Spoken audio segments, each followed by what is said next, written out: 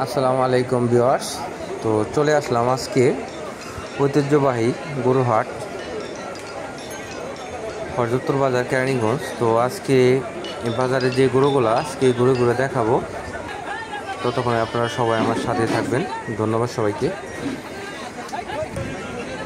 তো এখানে আজকে যে গরুগুলো আজকে এখানে দেখলাম, এই যে গরুটা দেখেন, এই গরুটা কিন্তু ওজন প্রায় 16 থেকে 17 মণ ওজন এটা।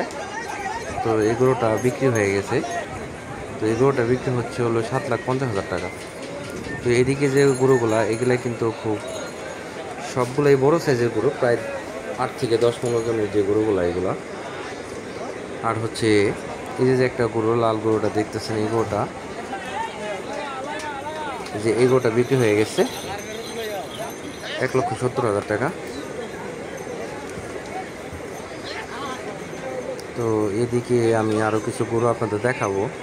আর আজকে আসলে অনেক গরু উঠছে হাটে, কিন্তু ক্রেতা খুবই কম এখানে।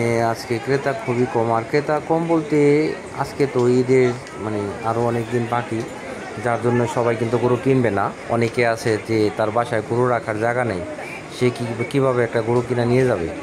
তো এর জন্য হয়তো গরু বেচাকিনি কম। তো ইনশাল্লাহ আশা করা যায় সামনে বুধবারে বেচাকিনি ইনশাল্লাহ হবে, শনিবারে বেচাকিনি হবে। তো আগামী বুধবার হচ্ছে পাড়াগ্রামের যে হাট, এই হাটের ভিডিওটা আমরা করব। আর শনিবারে তো হরজতপুরের হাট, এটা ইনশাল্লাহ করব। তো